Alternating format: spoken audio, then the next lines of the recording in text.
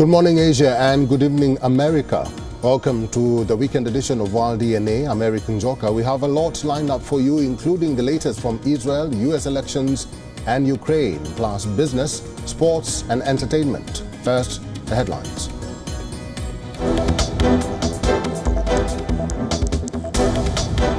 Government officials in Pakistan say internet users in South Asia, West Asia, and Europe face significant interruptions due to the damage of undersea fiber optic cables connecting Singapore to Pakistan and Europe.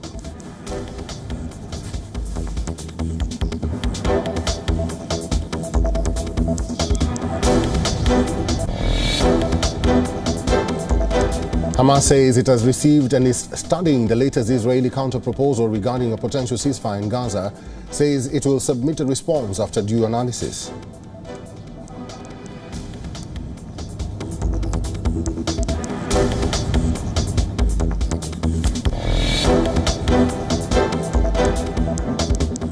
U.S. Secretary of State Antony Blinken winds up his China visit, says Washington has evidence of Chinese attempts to, quote, influence and arguably interfere with the upcoming U.S. elections.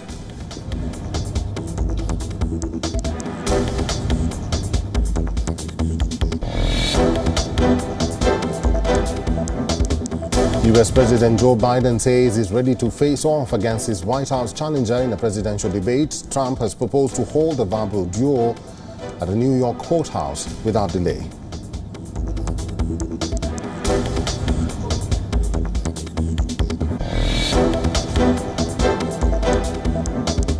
The oversight panel of New York's Columbia University lashes out at the college's president for calling in police and clamping down on pro-Palestinian protests by students. Says the college undermined academic freedom.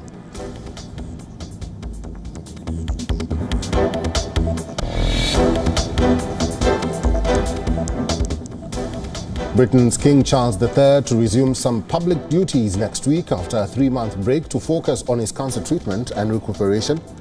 He will be visiting a cancer treatment centre on Tuesday.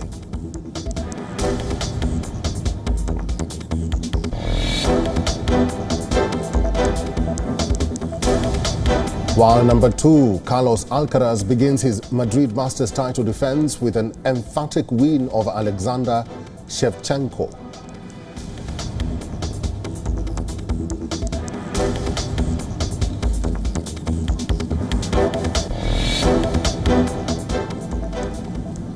Internet users in South Asia, West Asia, and Europe face significant interruptions due to the damage to undersea fiber optic cables connecting Singapore to Pakistan and Europe.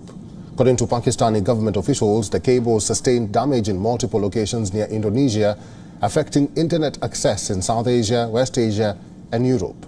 The officials further added that the fiber cable suffered 5 cuts, which severely disrupted internet services, especially those routed from the eastern direction.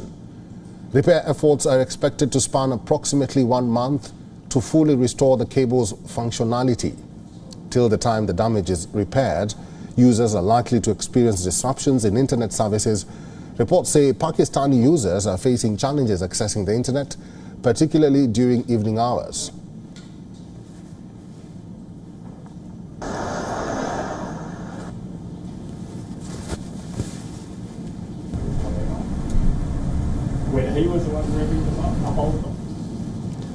China is trying to influence and interfere in the upcoming U.S. elections. U.S. Secretary of State Antony Blinken says there is evidence of this in an interview that he gave to CNN in Beijing. Blinken marked the end of a 3-day visit to China by saying that Washington is trying to cut off the interference attempts. Blinken also highlighted concerns about China and other countries playing on social divisions in the U.S. to influence campaigns. During his visit to Beijing, Blinken repeated Washington's message to Beijing that China should not interfere in the elections. The U.S. President Joe Biden had said the same thing to his Chinese counterpart Xi Jinping at the San Francisco summit in November last year. Xi had pledged that Beijing will not intervene in U.S. polls. Canada has also accused China of interfering in their polls, but Beijing repeatedly denies the accusation. Another key point Blinken raised during the visit was China's support for Russia's war efforts. The US says China is aiding Russia in the production of tanks, munitions, and armored vehicles which are being used against Ukraine. The leader discussed other contentious issues with his Chinese counterparts, including PRC's dangerous actions in the South China Sea. He further said it is important to avoid competition from turning into conflict. I reiterated our serious concern about the PRC providing components that are powering Russia's brutal war of aggression against Ukraine. China is the top supplier of machine tools, microelectronics, nitrocellulose, which is critical to making munitions and rocket propellants, and other dual-use items that Moscow is using to ramp up its defense industrial base. Well, Blinken, an avid musician and guitar player, also made it a point to snap up a Taylor Swift album during an unexpected detour to a Beijing record store. He also got a record by classic Chinese rocker Do Wei after his talks in China. Meanwhile, China reiterated it is a neutral party in the Russia-Ukraine conflict. Interestingly, while Blinken was in Beijing, Chinese foreign minister met his Russian counterpart in Kazakhstan on the sidelines of the defense ministers' meeting of the Shanghai Cooperation Organization. The Chinese minister said maintaining close ties with Russia is of particular importance. Probably most complicated in the world, but where the balance really comes in, we need to make sure that we are. Amid massive university student protests across the U.S. against Israel's war in Gaza, Columbia University's president is in a renewed wrangle. The university's oversight panel criticized the clamping down of pro-Palestinian protests on campus premises. They have called the crackdown contrary to the norms and traditions of the Ivy League school. This comes as President Nemat Minoshe Shafik continues to face calls for resignation from the Republicans over not being able to dismiss the protests. Pro-Palestinian demonstrations across the U.S. campuses have echoed protests around the world. Students in France and Germany have joined the calls to condemn Israel's actions. Protest encampments are in place on more than a dozen college campuses across the U.S., including Harvard, the NYU, UCLA, the University of Pennsylvania, George Washington, MIT, and others. Hundreds of students have been arrested so far. Clashes erupted between demonstrators and police at Paris's Sciences Po University. In neighboring Germany, Berlin police were seen clearing a pro-Palestinian camp set up in front of the German parliament and the chancellery. Authorities across the U.S. are struggling to contain the protests. There are reports of police using excessive force. In some cases, they have also used chemical irritants and tasers to disperse demonstrators. Students at California's Stanford University have joined the protests. Hundreds of students staged protests in the school before setting up encampments.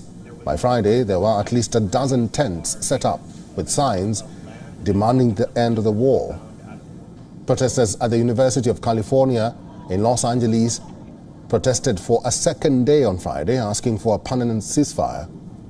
At the University of Southern California, the graduation ceremony there was cancelled, keeping in view the safety concerns of the campus.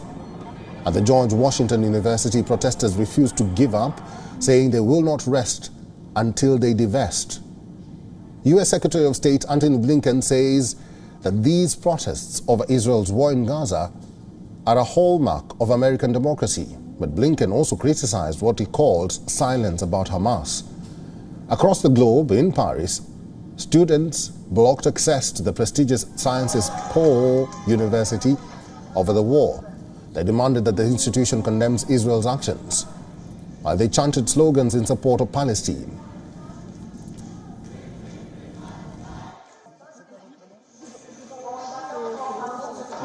We are asking, as is traditional at Sciences Po, which normally takes a stand and condemns violation of international law, well, they haven't done it for what Israel is doing in Palestine. In one of the most high-profile cases in history of the United States, the ongoing criminal trial against former President Donald Trump wrapped up for the week. Jurors have now a 3-day weekend to think about what they heard following testimonies recorded in the case. So thank you very much. This is 8 days that we've all been sitting in this courthouse. This is all a Biden indictment. It's in order to try and win an election, political opponent, and nothing like this has ever happened. During the 4 days of testimony, the first witness called by the prosecutors, David Pecker, the former American Media Inc. chief, outlined a scheme on how he helped Donald Trump by suppressing negative stories about him that could have been embarrassing to the real estate tycoon.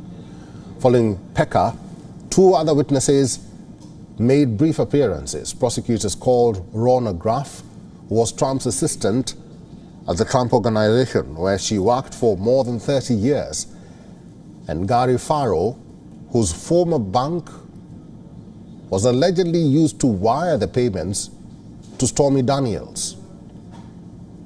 According to Graff, the contact information of McDougall and Daniels was registered in the Trump Organization computer system.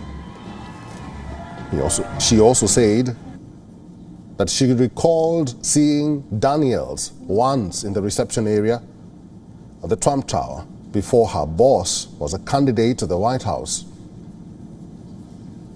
Prosecutors hope to convict the former president on 34 felony charges of falsifying business records related to a hush money payment to an adult film star, Stormy Daniels, before the 2016 election. Although the defense has argued that the hush money payment was made to spare Trump's family embarrassment and not to bolster his campaign for the presidential elections. The former U.S. president also denies encountering with Stormy Daniels. The 77-year-old has pleaded not guilty to all the charges. He claims the prosecution is a part of a plot by Democrats aimed at preventing him from retaking the White House.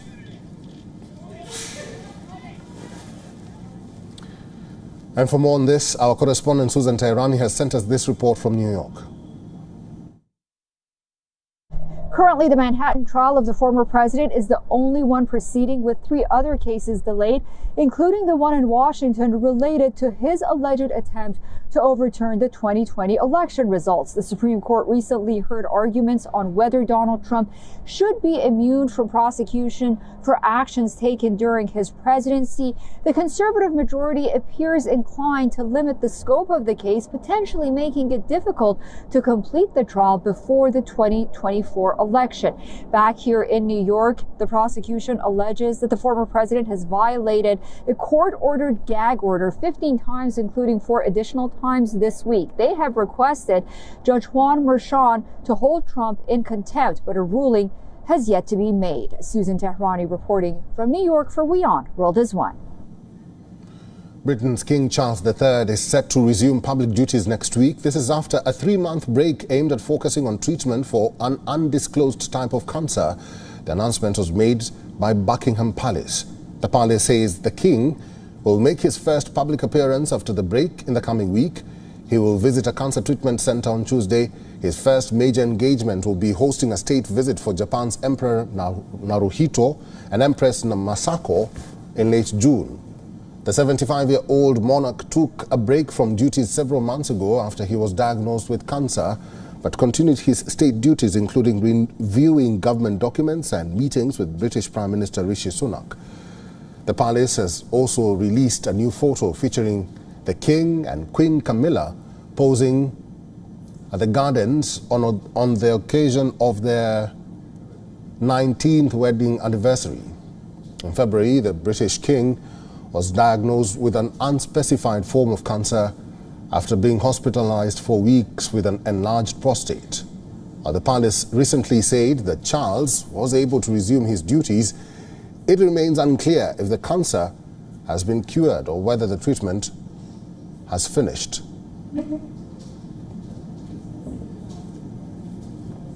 His story really will give hope to other people. The king is obviously in an extraordinary situation in his role as king, but he's also a normal human being who has developed a diagnosis and has had to go through treatment. His honesty about his diagnosis in the first place was really inspiring, and we saw many more people looking for support. The king's return is expected to ease some pressure on the members of the royal family after his prolonged absence due to health issues. Last week, Charles's eldest son, Prince William, returned to Royal Public Affairs after a prolonged absence due to the cancer diagnosis of his wife, the Princess of Wales, Kate Middleton. Kate's cancer diagnosis, which was discovered during her abdominal surgery, came as a huge shock for the royal family.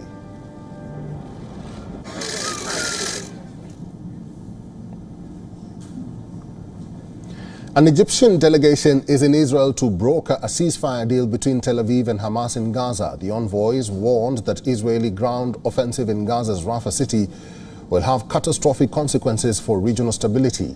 This comes over Israel's confirmation of an all-out assault in the city that shares borders with Egypt. Egypt's Intelligence Office Director Abbas Kamel led the delegation that arrived in Israel on Friday. Egypt is expected to table a, quote, new vision for a prolonged truce in the war. The death toll in the war in Gaza has climbed to 34,356 as per the Hamas-run government in the Strip. The urgency for a truce has become higher than ever, with several areas reported to be on the brink of famine. Both Israel and Hamas are facing international calls to agree on a total ceasefire. As per Egypt, Friday's talks focused on a limited exchange of Israeli hostages for Palestinian prisoners. It also addressed the return of displaced Gazans to the north of the Strip with, quote, minimum restrictions. The start of an exchange is expected to then make room for further negotiations, leading to a stop in the fighting. The mediators say that they have chalked out a plan to accommodate the ceasefire demands by both sides. Hamas has said it is reviewing the truce proposal given by Israel and will respond after studying the peace plan. The group has called for a ceasefire and an assured exit of Israeli troops from the Palestinian territories.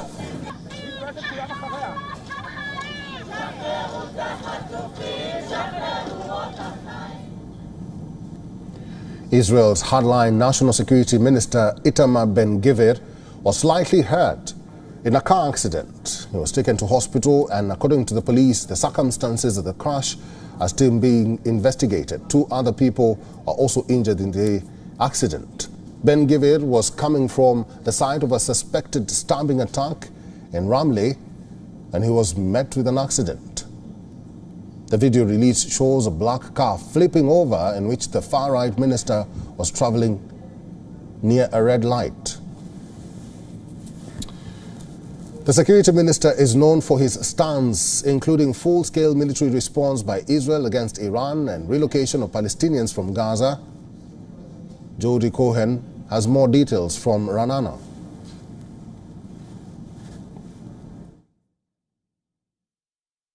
So according to reports, National Security Minister Itamar Ben-Gvir has been injured in a car crash in Ramleh in central Israel. Now, his car reportedly drove through a red light in Jerusalem on Friday afternoon and collided with another vehicle.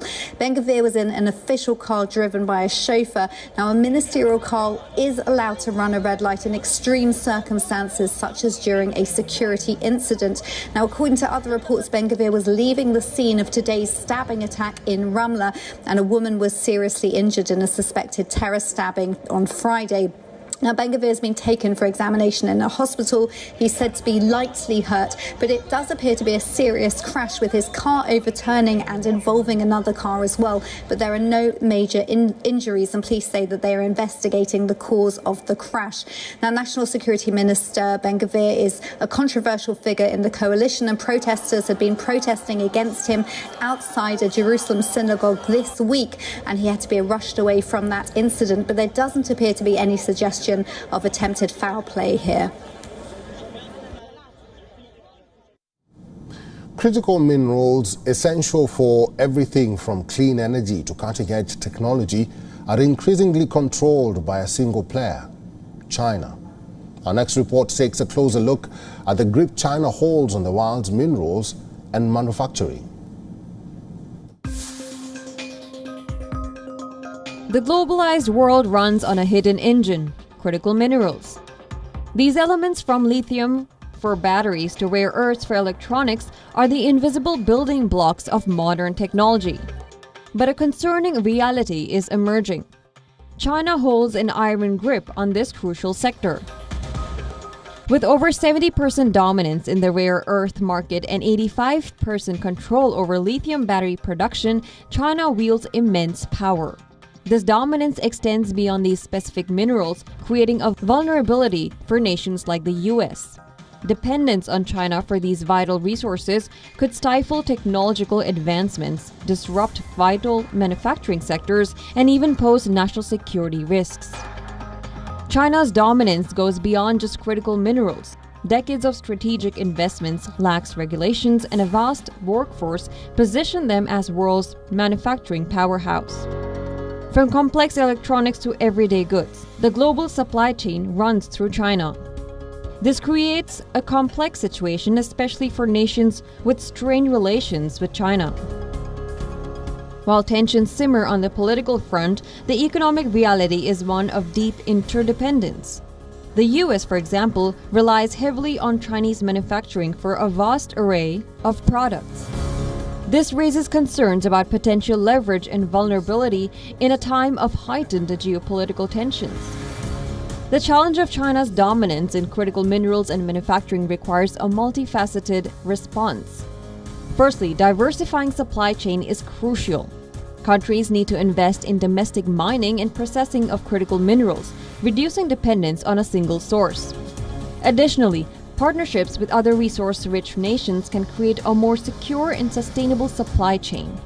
The road ahead is complex, but by taking proactive measures, nations can navigate this intricate landscape and secure a future less reliant on the grip of the dragon.